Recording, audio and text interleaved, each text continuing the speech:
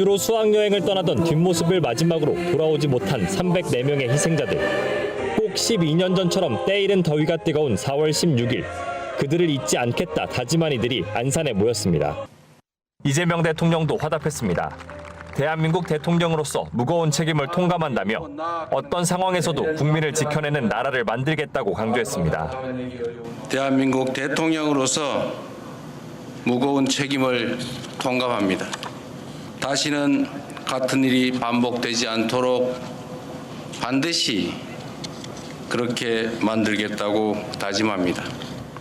유가족들이 요구하고 있는 생명안전기본법은 사고 발생 시 독립적인 조사 기구를 설치하고 피해자 권리를 보장하는 내용 등이 담겨 있지만 지난 국회에 이어 이번 22대 국회에서도 제정에 속도를 내지 못하고 있습니다. 대통령이 대선 공약으로 내세운 법안인데다 정부와 여당이 한 목소리로 조속한 통과를 약속하고 나선 만큼 조만간 국회 문턱을 넘길 수 있을지 주목됩니다.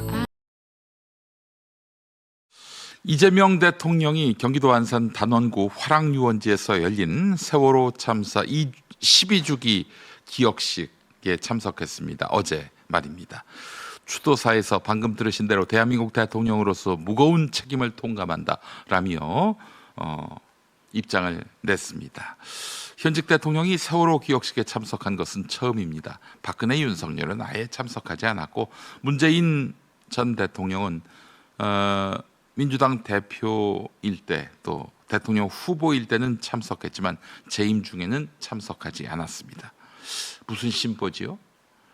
문재인 정부는 세월호 진상규명과 책임자 처벌을 약속하면서 출범했는데 5년 동안, 임기 동안 성역 없는 조사와 명백한 진상규명이 대단히 미흡했다. 거의 손 놓았다. 이런 비판을 받았습니다. 세월호 7시간 등을 밝히겠다고 약속했지만 임기 끝까지 진상규명이 지지부진했습니다. 검찰특별수사단 윤석열이가 만든 건데 세월호 재수사를 진행했지만 유가족들이 요구한 책임자 대부분이 무혐의 처분을 받았습니다. 이 새끼들 면죄부를 줬어요. 나쁜 새끼들. 그래서 유가족분들에게 깊은 상처를 남겼습니다. 자, 유가족들은 문재인 정부가 말로만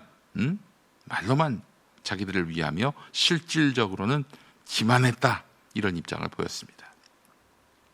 세월호 참사는 여러분 잘 알듯 배에 탔던 승객 등 304명이 우리 곁을 떠났던 사건입니다.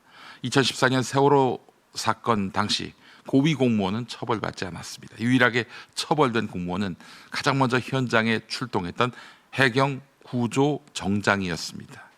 사유는 업무상 과실. 해경청장 등 지휘부 10명이 구속됐지만 모두 1심에서 무죄. 두 눈 뜨고 보고 있는데 배가 가라앉았잖아요. 아무 일도 하지 않은 최고 책임 공직자들 한 명도 잘못이 없다면서 면책을 받은 겁니다. 세월호 선원들, 이 중에서 주목되는 사람이 있습니다. 박기호 세월호 기관장. 여러분 그 이름 잊지 마십시오. 박기호 세월호 기관장. 이 사람 징역 10년이 확정돼서 감옥에 있었고 풀려났습니다. 네, 1심에서는 살인죄가 적용돼서 징역 30년형을 선고받았는데 최종적으로 10년을 확정받아서 살고 나왔습니다. 지금은 자유의 몸입니다. 세월호 진상규명이 안 된 세상에서 그는 그냥 순간의 대처 대응을 잘못한 미필적 고의로 인정받아서 살인 혐의를 쓴 것인데 과연 그럴까? 본인은 하여튼 사람들이 304명이나 죽는 이 사태를 막고 싶었지만은 능력이 없어서, 순발력이 없어서 그래서 못 막았다. 우리가 그렇게 이해하면 됩니까? 그렇지 않을 겁니다. 그날의 행적을 보겠습니다. 박기호 기관장은 배가 기울기 시작한 직후 기관실을 버리고 몸을 피해서 따로 모여 있다가 기관원들만 아는 통로를 이용해서 집단 탈출했습니다. 배를 버려야 하는 퇴선 상황에서 기관실을 총지휘하도록 되어 있는 기관장이 앞장서서 승객은 놓아두고 기관원끼리만 근무지 이탈을 한 것이죠. 그는 참사 당일 조타실에서 사고가 일어나던 순간을 목격했고 이후 3층 기관부 선원 객실 쪽으로 이동했습니다. 배가 기울어졌지만 선원들이 충분히 움직일 수 있었는데도 승객들을 위해서 그 어떤 활동도 하지 않았습니다. 자, 이런 가운데 그의 휘하 1기관사 손모 씨가 사고 후 닷새 뒤 그러니까 4월 21일 오전 11시 40분경 전남 목포에 있는 한 모텔에서 비상 탈출용 밧줄로 목을 매려고 시도하다가 모텔 직원에게 제지당했습니다. 이 기관원은 무엇이 비관돼서 스스로 목숨을 끊으려고 했을까? 우리가 알지 못하는 어떤 사연이 있었던 것은 아닐까? 참사 당일로 돌아가 봅니다. 4월 16일 오전 8시 48분 세월호가 급하게 오른쪽으로 변침하던 순간 박기호 기관장은 무엇을 했고 무엇을 보았을까요? 자, 이게 중요합니다, 여러분. 이게 핵심이에요. 세월호가 급하게 오른쪽으로 기울었어요. 이게 왜 기울었을까요? 박기호 기관장은 이때 무엇을 했을까요? 아니, 사후 대처를 말하는 게 아닙니다. 혹시 오른쪽 변침 이 과정에서 박기호 기관장이 한 역할은 없을까요? 자, 그렇다면 박기호를 그렇게 하도록 움직인 배후는 누구일까요? 자, 여러분, 여기에 그동안 우리가 12년 동안 찾으려고 했던 세월호 참사의 원인이 담겨 있습니다. 내일과 모레 열린공감TV 교웅짜장 썰전을 보시면은 그 내용이 나옵니다.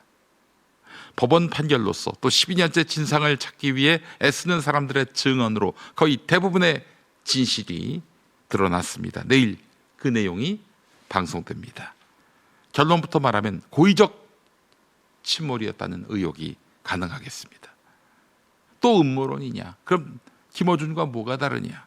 이러실지 모르겠습니다. 자, 그런데 다시 말씀드립니다. 법원 판결로 그리고 12년 동안 한결같이 진실을 쫓아온 분들의 증언을 토대로 해서 만든 결론입니다. 보고 판단하시기 바랍니다. 자, 이제 문제는 재판은 문재인 정권이 시작되기 전에 다 끝났어요. 박기호 기관장 10년형도 문재인 정권 출범 직전에 다 나온 것입니다. 그 사이에 숱한 진상조사기구가 출범해서 다 들여다봤는데, 자, 그러니까 저희의 판단은 문재인 씨가 대통령으로 있을 때 결론 내릴 수 있었다. 그런데 아무런 결론을 내리지 않았다. 또한 조치도 내리지 않았다. 책임자 처벌도 미진했다. 다시 말씀드립니다. 문재인은 할 수 있었습니다. 그런데 안 한 것입니다. 우리가 왜 문재인을 비판합니까? 두 번 다시 그런 무책임하고 비겁한 대통령이 나오지 않기 위해서입니다. 이미 대통령 되기 전에 다 나온 결론인데 마침표를 찍지 못했습니다. 여러분, 마침표를 찍을 수 있었다는 얘기입니다. 내일과 모레 열린공감TV 많이 시청해 주시고요. 그리고 왜 민주정부 대통령이 그것도 세월호 참사의 그 피해자들을 위해서 단식까지 했던 그 사람이 왜 주저했을까? 왜 중요 국면에서 이 사건의 진실이 이러하다라고 말할 수 있는 모든 객관적인 증거들이 나왔음에도 불구하고 주저하고 가만히 있었을까? 내일 방송 보시면 또 모레 방송 보시면 아마 짐작하실 수 있을 것입니다. 제가 왜 문재인과 싸우는가? 또 문재인 세력과 싸우는가? 그들의 부활을 막는가? 질투심? 그걸로는 설명이 안 돼요. 그걸 넘어서는 것입니다. 우리의 생명과 안전을 위한 투쟁입니다. 문재인과의 싸움은, 친문재인과의 싸움은. 이자가 왜 세월호 침몰 원인을 다른 쪽에서 찾았을까? 그 생각도 들어요.